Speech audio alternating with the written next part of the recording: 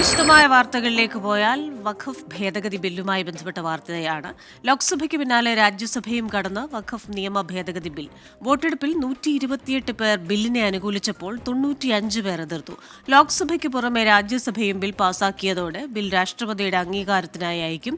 രാഷ്ട്രപതി ഒപ്പിടുന്നതോടെ ബിൽ നിയമമാകും. വിനീത വിജയാണ് ഡൽഹിയിൽ നിന്ന് വിശദാംശങ്ങളുമായി ചേരുന്നത്. വിനീത, വെരി ഗുഡ് മോർണിംഗ്. എന്തായാലും ബിൽ നിയമമാകാനുള്ള ആദ്യ കടമ്പകൾ കടന്നിരിക്കുന്നു. ലോക്സഭ, രാജ്യസഭ ഇനിയിപ്പോൾ രാഷ്ട്രപതിയുടെ അംഗീകാരത്തിനായി പോകുന്നു. ഇന്നലെ രാജ്യസഭയിൽ വളരെ ചൂടേറിയ ചർച്ചകളൊക്കെ നമ്മൾ കണ്ടു. ഇനിയുള്ള നടപടി എന്താണ്?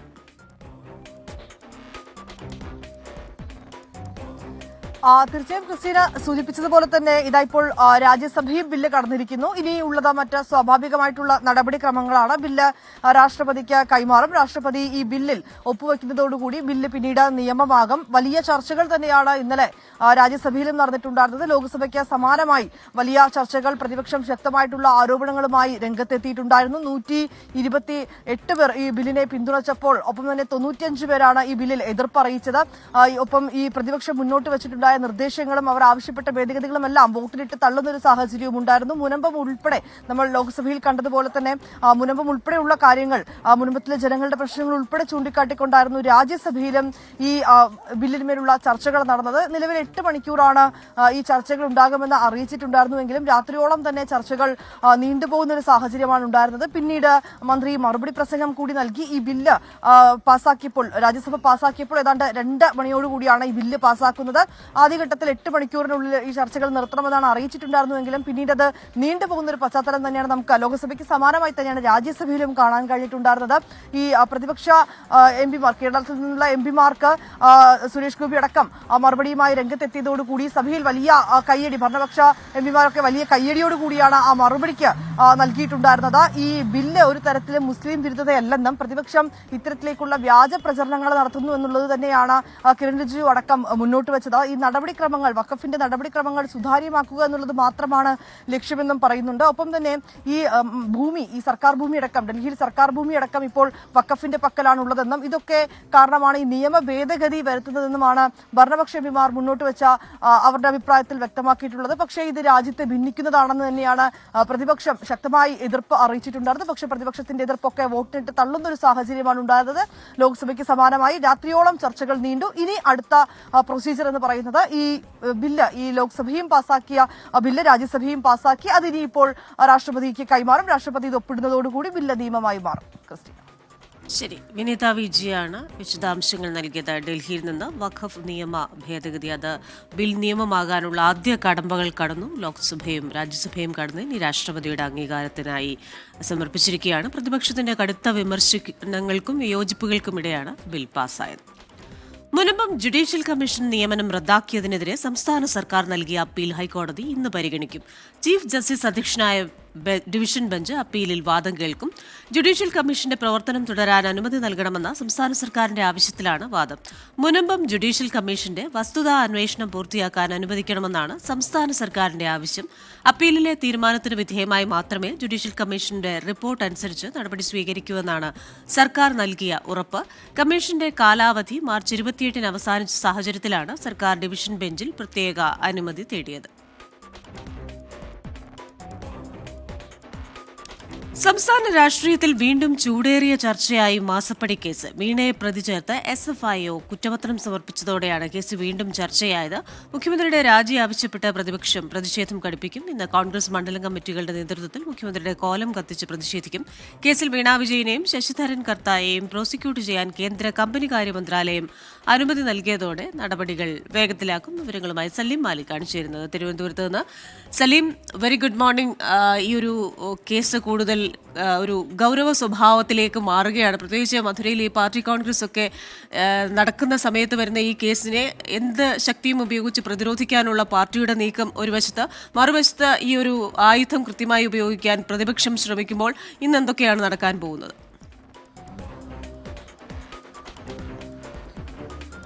Christina, good morning. മാസപ്പടി കേസ് സംസ്ഥാന രാഷ്ട്രീയത്തിൽ വീണ്ടും സജീവ ചർച്ചയായി മാറുന്നു എന്നുള്ളത് തന്നെയാണ് നമുക്ക് കാണാൻ കഴിയുന്നത്. അതിൽ തന്നെ ഏറ്റവും പ്രധാനപ്പെട്ട കാര്യം ഇന്നു മുതൽ വീണ്ടും ഒരു പ്രതിഷേധ വേലിയേറ്റം തന്നെ ഇതുമായി ബന്ധപ്പെട്ടുണ്ടാകും എന്നുള്ള കാര്യത്തിലും തർക്കമില്ല. കാരണം മാസപ്പടി കേസ് അത് ആദ്യം പൊതുസമൂഹത്തിന് മുൻപിലേക്ക് വന്നപ്പോൾ തന്നെ മുഖ്യമന്ത്രിയുടെ രാജി ആവശ്യപ്പെട്ടുകൊണ്ട് വിവിധ സംഘടനകളുടെ പ്രതിഷേധം നിരവധി ഉണ്ടായതാണ്. അതിൽ യൂത്ത് കോൺഗ്രസും യുവമോർച്ചയും BJPയും കോൺഗ്രസും എല്ലാം ആ പ്രതിഷേധത്തിന്റെ ഭാഗമായതാണ്. പക്ഷേ പിന്നീട് ഇടയ്ക്ക് വെച്ച് ആ പ്രതിഷേധങ്ങളൊക്കെ തണുക്കുന്ന സാഹചര്യമാണ് ഉണ്ടായത്. അതിന് പിന്നാലെ വിജിലൻസ് അന്വേഷണം ആവശ്യപ്പെട്ടുകൊണ്ടുള്ള ഹർജിയും കോടതി തള്ളിയതോടുകൂടി അത് CPIM വലിയ ആശ്വാസത്തിലായിരുന്നു. അതിന് പിന്നാലെയാണ് തൊട്ടു പിന്നാലെയാണ് SFIO അതിൽ കുറ്റപത്രം സമർപ്പിക്കുന്നത്. കുറ്റപത്രം സമർപ്പിച്ചു എന്നുള്ളത് മാത്രമല്ല, മുഖ്യമന്ത്രിയുടെ മകൾ വീണ വിജയനെ പ്രതിയാക്കിക്കൊണ്ട് ഗുരുതരമായ വകുപ്പുകൾ ഉൾപ്പെടെ ചുമത്തിക്കൊണ്ടാണ് ആ കേസ് കുറ്റപത്രം സമർപ്പിച്ചിരിക്കുന്നത്. അതോടുകൂടി സജീവ ചർച്ചയായി മാറുന്നു എന്നുള്ളത് മാത്രമല്ല, മുഖ്യമന്ത്രിയുടെ മകളെ പ്രോസിക്യൂട്ട് ചെയ്യാൻ കേന്ദ്ര കമ്പനികാര്യ മന്ത്രാലയം അനുമതി കൂടി നൽകിയതോടെ അതിന് വലിയ രാഷ്ട്രീയ മാനങ്ങളുണ്ട് താനും. കാരണം ഒരു മുഖ്യമന്ത്രിയുടെ മകൾ പ്രോസിക്യൂട്ട് ചെയ്യപ്പെടുന്ന ഒരു സാഹചര്യത്തിൽ മുഖ്യമന്ത്രിയായി പിണറായി വിജയൻ തുടരാൻ ധാർമ്മികമായി കഴിയില്ല എന്നുള്ളതാണ് പ്രതിപക്ഷ നേതാക്കൾ പറയുന്നത്. അങ്ങനെ പ്രതിപക്ഷ നേതാവ് VD സതീശൻ പറഞ്ഞത് ഈ നിലയിലൊരു പ്രോസിക്യൂഷൻ നടപടികൾ നടക്കുന്ന സമയത്ത് എന്ത് ധാർമ്മികതയുടെ പേരിലാണ് മുഖ്യമന്ത്രി ആ സ്ഥാനത്ത് തുടരുന്നത് എന്നുള്ളതാണ്. രമേശ് ചെന്നിത്തല, K സുധാകരൻ എന്നിവർ പറഞ്ഞത് മധുരയിലെ പാർട്ടി കോൺഗ്രസിൽ തന്നെ മുഖ്യമന്ത്രിയെ മാറ്റാനുള്ള തീരുമാനം എടുക്കണം എന്നുള്ളതാണ്. അങ്ങനെ വലിയ അഭിപ്രായങ്ങൾ ഇതുമായി ബന്ധപ്പെട്ട് കോൺഗ്രസ് നേതാക്കൾ ഇതിനോടകം തന്നെ ഉയർത്തിയിട്ടുണ്ട്. ഒപ്പം BJPയുടെ സംസ്ഥാന അധ്യക്ഷൻ രാജീവ് ചന്ദ്രശേഖരും മുഖ്യമന്ത്രിക്ക് ആ സ്ഥാനത്ത് തുടരാൻ അർഹതയില്ല എന്ന് പറഞ്ഞതിലോടുകൂടി ഇനിയുള്ള ദിവസങ്ങളിൽ വരാൻ പോകുന്നത് മുഖ്യമന്ത്രിയുടെ രാജി ആവശ്യപ്പെട്ടുള്ള പ്രതിഷേധമാണ് എന്നുള്ള കാര്യം വ്യക്തമായി. ഇന്നലെ രാത്രി തന്നെ ഈ ഉത്തരവ് ഈ കുറ്റപത്രം കോടതിയിൽ സമർപ്പിച്ചതിന്റെ വാർത്ത പുറത്തു വന്നതിന് പിന്നാലെ തന്നെ സെക്രട്ടേറിയറ്റിലേക്ക് BJPയുടെ പ്രതിഷേധമുണ്ടായിരുന്നു. അതിന് പിന്നാലെ യൂത്ത് കോൺഗ്രസിന്റെ പ്രതിഷേധ മാർച്ച് ഉണ്ടായിരുന്നു. അങ്ങനെ സമരം അർദ്ധരാത്രിയിലും സമരം കടുപ്പിക്കുന്ന കാഴ്ച കണ്ടതാണ്. അതുകൊണ്ട് സ്വാഭാവികമായും ഇന്നും വിവിധ പാർട്ടികളുടെ പ്രതിഷേധം ഉണ്ടാവും. അതിൽ തന്നെ അവരുടെ എല്ലാവരുടെയും ആവശ്യം മുഖ്യമന്ത്രിയുടെ രാജിയാണ്.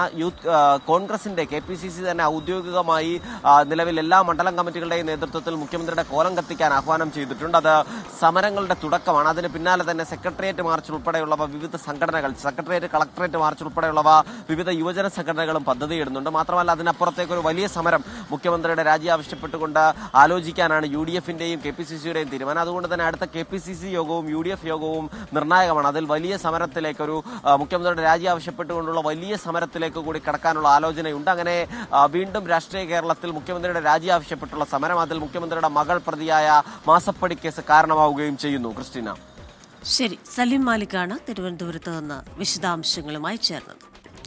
പാർട്ടി കോൺഗ്രസിനിടയിൽ മുഖ്യമന്ത്രി പിണറായി വിജയന്റെ മകൾ വീണ വിജയനെതിരെ വന്ന കേന്ദ്ര ഏജൻസി കേസിനെ പ്രതിരോധിക്കാൻ CPIM തീരുമാനം. നേരത്തെ ഇക്കാര്യം ചർച്ച ചെയ്തു എന്നതിനാൽ ചർച്ചകളൊന്നുമില്ലാതെ ഒറ്റക്കെട്ടായി പിണറായിക്കായി പ്രതിരോധം തീർക്കുകയാണ് പാർട്ടിയുടെ കേന്ദ്ര സംസ്ഥാന നേതൃത്വങ്ങൾ. CPIM 24-ാം പാർട്ടി കോൺഗ്രസിൽ കേന്ദ്ര സർക്കാർ നയങ്ങൾക്കെതിരെ കേരള, തമിഴ്നാട് മുഖ്യമന്ത്രിമാരുടെ ഒരുമിച്ചുള്ള സെമിനാർ നടക്കുന്ന ദിവസമാണ് കേന്ദ്ര ഏജൻസിയുടെ നിയമ നടപടി. പാർട്ടിയെ പ്രതികൂലമായി ബാധിക്കാതിരിക്കാൻ നേതാക്കളെല്ലാവരും കേന്ദ്ര ഏജൻസി നീക്കത്തിനെതിരെ പ്രതികരിച്ചു. കേസ് അടിസ്ഥാനരഹിതമെന്നും ഒരു കമ്പനിയുടെ നികുതി ഇളവ് ഹർജി തീർപ്പാക്കുമ്പോൾ പിണറായി വിജയന്റെ മകൾ എന്ന് എഴുതി ചേർത്തുണ്ടാക്കിയതാണെന്നും PB അംഗം MA ബേബി.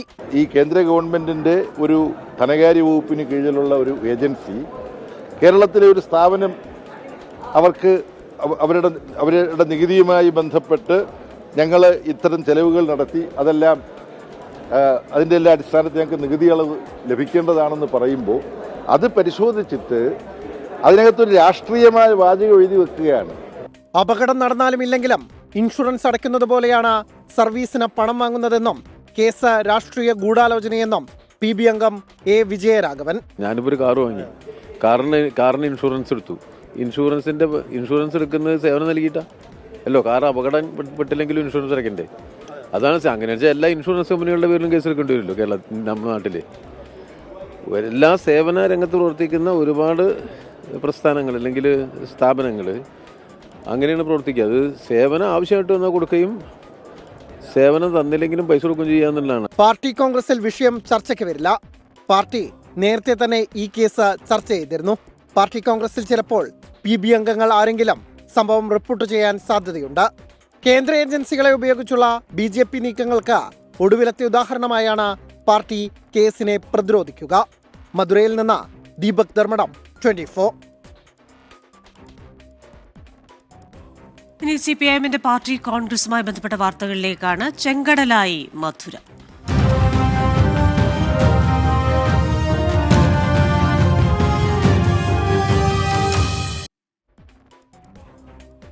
CPIM പാർട്ടി കോൺഗ്രസിൽ സംഘടനാ റിപ്പോർട്ട് ഇന്ന് അവതരിപ്പിക്കും. മുതിർന്ന പൊളിറ്റ് ബ്യൂറോ അംഗം BV രാഘവലുവാണ് റിപ്പോർട്ട് അവതരിപ്പിക്കുക. രാഷ്ട്രീയ പ്രമേയത്തിലും രാഷ്ട്രീയ അവലോകന റിപ്പോർട്ടിന്മേലുമുള്ള പൊതുചർച്ച ഇന്ന് പൂർത്തിയാകും. ചർച്ചയ്ക്ക് polit bureau coordinator Prakash Karat മറുപടി പറയും. ചർച്ചയിൽ ഉയർന്ന ഭേദഗതികൾ കൂടി പരിഗണിച്ച് രാഷ്ട്രീയ പ്രമേയം പാർട്ടി കോൺഗ്രസ് അംഗീകരിക്കും. വിവരങ്ങളുമായി ശ്രീജിത്താണ് മധുരയിൽ നിന്ന് ചേരുന്നത്. Sreejith, very good morning. പാർട്ടിക്ക് ഒരു പുതിയ മുഖം നൽകുക എന്നത് സംസ്ഥാന സമ്മേളനത്തിൽ നമ്മൾ കണ്ടതാണ്. ഒപ്പം തന്നെ പാർട്ടി കോൺഗ്രസിലും ആത്മവിമർശനപരമായ ചില കാര്യങ്ങൾ ഉയർന്നു വന്നു, ചർച്ചയിൽ ചില കാര്യങ്ങൾ ഉയർന്നു വന്നു. അപ്പോൾ എന്തൊക്കെ ഭേദഗതികളോടെയാകും ഇന്നത്തെ ഈ ഒരു കാര്യങ്ങൾ മുന്നോട്ട് പോവുക?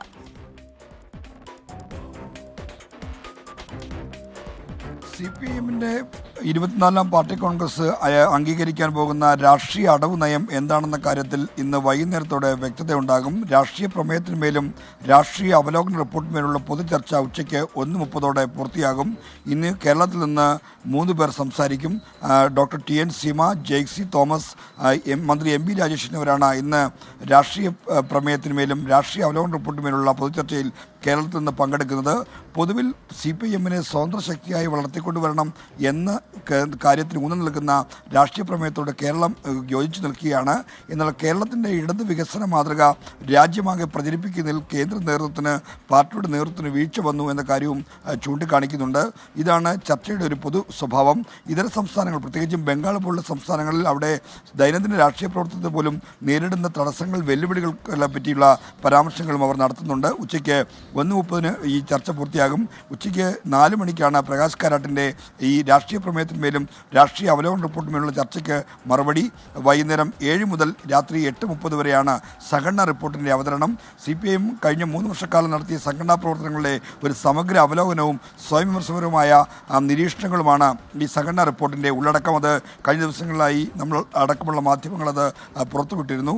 ആ മുതിർന്ന PB അംഗം BV രാഘവലുവാണ് സംഘടനാ റിപ്പോർട്ട് ഈ പാർട്ടി കോൺഗ്രസ് മുമ്പാകെ അവതരിപ്പിക്കുന്നത്. ശരി, ശ്രീജിത്താണ് മധുരയിൽ നിന്ന് വിശദാംശങ്ങളുമായി ചേർന്നത്. സമരം ചെയ്യുന്ന ആശാ വർക്കേഴ്സുമായുള്ള ആരോഗ്യമന്ത്രിയുടെ ചർച്ച ഇന്നുമുണ്ടായേക്കും. ചർച്ചയ്ക്ക് സമയം നൽകിയാൽ എത്താമെന്നുള്ളതാണ് സമരക്കാരുടെ നിലപാട്. കൂടിയാലോചനയ്ക്ക് ശേഷം വീണ്ടും ചർച്ചയ്ക്ക് തയ്യാറാണെന്ന് ആരോഗ്യവകുപ്പിനെ അറിയിച്ചാലാകും ആരോഗ്യമന്ത്രിയുമായുള്ള ചർച്ചയ്ക്ക് വഴിയൊരുങ്ങുക. ഇന്നലെ നടന്ന ചർച്ച തീരുമാനമാകാതെ പിരിഞ്ഞിരുന്നു. അതോടെയാണ് വീണ്ടും ചർച്ചയ്ക്ക് സാധ്യത തെളിയുന്നത്. ചർച്ച ഉണ്ടായില്ലെങ്കിൽ ആശാ വർക്കേഴ്സിന്റെ പ്രശ്നം പരിഹരിക്കാനുള്ള സമിതിയെ നിയോഗിക്കുന്നതുൾപ്പെടെയുള്ള നടപടികളിലേക്ക് ആരോഗ്യവകുപ്പ് നേരിട്ട് കടന്നേക്കും. എന്നാൽ ഓണറേറിയം വർധനയില്ലാതെ സമിതിയെ നിയോഗിക്കുന്നതിനെതിരെ ശക്തമായ പ്രതിഷേധമാണ് സമരക്കാർ ഉയർത്തുന്നത്. ഇന്ന് രാപ്പകൽ സമരം 54-ാം ദിവസവും നിരാഹാര സമരം 16-ാം ദിവസവുമാണ്. ഓണറേറിയം വർധന, വിരമിക്കൽ ആനുകൂല്യം നൽകുക എന്നീ ആവശ്യങ്ങൾ അംഗീകരിക്കുന്നതുവരെ സമരം അവസാനിപ്പിക്കില്ലെന്നാണ് ആശാ വർക്കേഴ്സിന്റെ നിലപാട്. ആലപ്പുഴയിൽ 2 കോടിയുടെ ഹൈബ്രിഡ് കഞ്ചാവ് പിടികൂടിയ കേസിൽ അന്വേഷണം അസിസ്റ്റന്റ് എക്സൈസ് കമ്മീഷണർ അശോക് കുമാറിന് കൈമാറി. 1-ാം പ്രതി തസ്ലീമ സുൽത്താനയുടെ മൊഴിയുടെ അടിസ്ഥാനത്തിൽ നടന്മാരായ ഷൈൻ ടോം ചാക്കോയ്ക്കും ശ്രീനാഥ് ഭാസിക്കും ഒരാഴ്ചയ്ക്കുള്ളിൽ നോട്ടീസ് നൽകി വിളിച്ചുവരുത്തി ചോദ്യം ചെയ്യും. തസ്ലീമ സുൽത്താനയുടെ ലഹരി സെക്സ് റാക്കറ്റിലെ ഉന്നത ബന്ധങ്ങളെപ്പറ്റി പോലീസ് രഹസ്യാന്വേഷണ വിഭാഗം അന്വേഷിച്ചു വരികയാണ്. ചെന്നൈയിലും എറണാകുളത്തും തസ്ലീമ സുൽത്താനയുടെ കീഴിൽ പ്രവർത്തിക്കുന്ന ലഹരി സംഘങ്ങളുണ്ടെന്നാണ് എക്സൈസിന് ലഭിക്കുന്ന സൂചന. സിനിമാ മേഖലയിലെ കൂടുതൽ ആളുകൾക്ക് തസ്ലീമയുമായി ബന്ധമുണ്ടെന്ന വിവരങ്ങളും എക്സൈസിന് ലഭിച്ചു. ശാസ്ത്രീയ പരിശോധനയ്ക്ക് അയച്ചിരിക്കുന്ന ഇവരുടെ ഫോണിലെ കൂടുതൽ വിശദാംശങ്ങൾ അടുത്ത ദിവസം എക്സൈസിന് ലഭിക്കും. പ്രതികൾക്കായി നാളെ കസ്റ്റഡി അപേക്ഷ നൽകും. ചെന്നൈ മുതൽ എറണാകുളം വരെ നീണ്ടുകിടക്കുന്ന സിനിമാ മേഖലയിൽ 8 വർഷത്തോളമായി ലഹരി ഇടപാടിലൂടെ തസ്ലീമ സമ്പാദിച്ച സ്വത്ത് വിവരങ്ങളെപ്പറ്റിയും പോലീസ് വിവരങ്ങൾ തേടുകയാണ്. Welcome back. ഇനി അമേരിക്കയിൽ നിന്നുള്ള വാർത്തയിലേക്കാണ്. ഡൊണാൾഡ് ട്രംപിന്റെ പകരം തീരുവ പ്രഖ്യാപനത്തിന് പിന്നാലെ അമേരിക്കൻ ഓഹരി വിപണിയിൽ വൻ ഇടിവ്. 5 വർഷത്തിനിടെ ഇത് ആദ്യമായാണ് വാൾസ്ട്രീറ്റിനെ നടുക്കിയുള്ള ഇടിവ്. ഡൊണാൾഡ് ട്രംപിനെ വിശ്വസിക്കണമെന്നാണ് വാൾസ്ട്രീറ്റിനോട് വൈറ്റ് ഹൌസിന്റെ ആഹ്വാനം. വിവരങ്ങളുമായി ന്യൂജേഴ്സിയിൽ നിന്ന് മധു കൊട്ടാരക്കരയാണ് ചേരുന്നത്. മധു, ഗുഡ് ഈവനിങ്. അവിടെ ഈവനിങ് ആണല്ലോ. അപ്പോൾ 1929 ആരംഭിച്ച ഒരു മഹാമാന്ദ്യത്തെക്കുറിച്ച് നമുക്കറിയാം. ആ മഹാമാന്ദ്യത്തിന് തുടക്കമിട്ടത് ഈ വാൾസ്ട്രീറ്റിലായിരുന്നു. അതുപോലെ തന്നെ വാൾസ്ട്രീറ്റ് എന്ന് പറയുന്ന ലോക സാമ്പത്തിക വിപണിയുടെ ഒരു സ്ഥിരാകേന്ദ്രം എന്ന നിലയിൽ അവിടുത്തെ ഓരോ സ്പന്ദനവും ലോക വിപണിയെ തന്നെ ബാധിക്കും. പക്ഷേ ട്രംപിനെ വിശ്വസിക്കണമെന്നാണ് പറയുന്നത്. സാമ്പത്തിക ലോകം എത്രത്തോളം ട്രംപിനെ വിശ്വാസ്യതയിലെടുക്കും? Good morning Christina. ക്രിസ്റ്റീന, ഈ 24 മണിക്കൂർ പിന്നിടുമ്പോൾ ഡൊണാൾഡ് ട്രംപിന്റെ വ്യാപകമായ വിപുലമായ ഈ തീരുവ പ്രഖ്യാപിച്ച് പിന്നിടുമ്പോൾ ഓഹരി വിപണി അമേരിക്കയിൽ ഇടിയുന്ന വാർത്തകളാണ് നമ്മളെ തേടി ഈ പ്രഭാതത്തിൽ എത്തുന്നത്. ഡൗ ജോൺസ് സൂചിക 1679 പോയിന്റ് താഴേക്കാണ് പതിച്ചത്. അതുപോലെ നാസ്ഡാക്ക് 5.97%, S&P 500 സൂചികൾക്ക് 4.84% ഇടിവുമാണ് രേഖപ്പെടുത്തിയിരിക്കുന്നത്. ആപ്പിളും രക്ഷപ്പെട്ടിട്ടില്ല. ആപ്പിളിന്റെ വിപണി മൂല്യത്തിലും വൻ ഇടിവാണ് രേഖപ്പെടുത്തിയിരിക്കുന്നത്. $310 ബില്യൺ ആപ്പിളിന്റെ മൂല്യത്തിലുണ്ടായ ഇടിവ്. 5 വർഷത്തെ ഏറ്റവും വലിയ പതനമാണ് ഇത്. ക്രൂഡ് ഓയിൽ മുതൽ അതുപോലെ ബിഗ് ടെക് കമ്പനി ഓഹരികൾ, മറ്റ് രാജ്യങ്ങളുടെ കറൻസികൾക്കെതിരെ US ഡോളറിന്റെ മൂല്യം എല്ലാം ഇടിഞ്ഞിരിക്കുകയാണ്. നമുക്കറിയാം, അടുത്തിടെ റെക്കോർഡുകൾ സൃഷ്ടിച്ച സ്വർണം പോലും ഈ ബഹളത്തിൽ ഇടിഞ്ഞിരിക്കുകയാണ്. അമേരിക്കയിലേക്ക് വരുന്ന മിക്കവാറും എല്ലാ ഉൽപ്പന്നങ്ങൾക്കും ഡൊണാൾഡ് ട്രംപ് വൻതോതിൽ തീരുവ ചുമത്തിയത് ഈ പുതിയ നയം ആഗോള സമ്പദ് വ്യവസ്ഥയെ തകർക്കുമെന്ന ഒരു ആശങ്കകൾ ഉണ്ടായതാണ് ഇന്ന് രാവിലെ മുതൽ തന്നെ വലിയ തോതിൽ ഈ ഓഹരി വിപണി ഇടിയാൻ കാരണമെന്നാണ് സാമ്പത്തിക വിദഗ്ധർ പറയുന്നത്. എന്നാൽ ഡൊണാൾഡ് ട്രംപിന് കുലുക്കമില്ല. ഡൊണാൾഡ് ട്രംപ് പറയുന്നത് ഒരു ശസ്ത്രക്രിയ നടന്നിരിക്കുകയാണ്, അതുകൊണ്ട് അതിന്റെ സമയമെടുക്കുമെന്നുള്ള സൂചനകളാണ് ഡൊണാൾഡ് ട്രംപ് ഇന്ന് ഇതിനോട് പ്രതികരിച്ചിരിക്കുന്നത്. വാൾസ്ട്രീറ്റിലുള്ള എല്ലാവരും പ്രസിഡന്റ് ട്രംപിൽ വിശ്വസിക്കണമെന്നാണ് CNN നൽകിയ ഒരു അഭിമുഖത്തിൽ ട്രംപിന്റെ വിശ്വസ്തയും അതുപോലെ സ്പോക്ക് പേഴ്സണുമായ കാരലിൻ ലിവിറ്റ് പറഞ്ഞത്. ആദ്യ ടേമിൽ ട്രംപ് തെളിയിച്ച സാമ്പത്തിക ഫോർമുല ഇപ്പോൾ ഇരട്ടിയാക്കുന്ന ഒരു പ്രസിഡന്റാണ് ഡൊണാൾഡ് ട്രംപ് എന്ന് അവർ ഉറപ്പിച്ചു പറയുകയും ചെയ്യുന്നുണ്ട്. ക്രിസ്റ്റീന, ശരി. ഡൊണാൾഡ് ട്രംപിന്റെ ഇറക്കുമതി തീരുവ നയം അത് ലോക സാമ്പത്തിക രംഗത്ത് വലിയ പ്രത്യാഘാതങ്ങൾ ഉണ്ടാക്കുന്നതാണെന്ന് ഒരു വിഭാഗം സാമ്പത്തിക വിദഗ്ധർ പറയുമ്പോൾ ട്രംപ് അടക്കമുള്ളവർ അതിനെ നിഷേധിക്കുകയാണ്. പ്രത്യേകിച്ച് ഒരു വലിയ സർജറിയാണ് ഇപ്പോൾ താൻ നടത്തിയിരിക്കുന്നത്. ആ സർജറിക്ക് ശേഷം എന്ത് സംഭവിക്കും, അത് പോസിറ്റീവ് ആയിരിക്കുമെന്ന് ട്രംപ് പറയുമ്പോൾ ശസ്ത്രക്രിയ വിജയമായിരുന്നു, പക്ഷേ രോഗി മരിച്ചുപോയി എന്ന ഒരു റിസൾട്ട് വരുമോ നമുക്കറിയില്ല, നോക്കിക്കാണേണ്ടിയിരിക്കുന്നു. 6ാമത് ബിംസ്റ്റെക് ഉച്ചകോടിക്ക് ഇന്ന് തായ്ലൻഡിൽ തുടക്കം. പ്രധാനമന്ത്രി നരേന്ദ്രമോദി ഉച്ചകോടിയിൽ പങ്കെടുക്കും. ഉച്ചകോടിയിൽ പങ്കെടുക്കാനെത്തിയ ലോക നേതാക്കളുമായി പ്രധാനമന്ത്രി കൂടിക്കാഴ്ച നടത്തും. ഇന്നലെ ബിംസ്റ്റെക് ഉച്ചകോടിയുടെ മന്ത്രിതല യോഗത്തിൽ വിദേശകാര്യമന്ത്രി S. ജയശങ്കർ പങ്കെടുത്തിരുന്നു. തിരുവനന്തപുരത്തെ IB ഉദ്യോഗസ്ഥയുടെ മരണം സംബന്ധിച്ച കേസിൽ ആരോപണ വിധേയനായ സുകാന്ത് സുരേഷിന്റെ മുൻകൂർ ജാമ്യാപേക്ഷ ഹൈക്കോടതി ഇന്ന് പരിഗണിക്കും. ജസ്റ്റിസ് PV കുഞ്ഞികൃഷ്ണനാണ് മുൻകൂർ ജാമ്യാപേക്ഷ പരിഗണിക്കുക. ഹർജിയിൽ സിംഗിൾ ബെഞ്ച് പോലീസിനോട് റിപ്പോർട്ട് തേടും. പേട്ട പോലീസ് രജിസ്റ്റർ ചെയ്ത കേസിൽ നിലവിൽ സുകാന്ത് സുരേഷിനെ പ്രതി ചേർത്തിട്ടില്ല.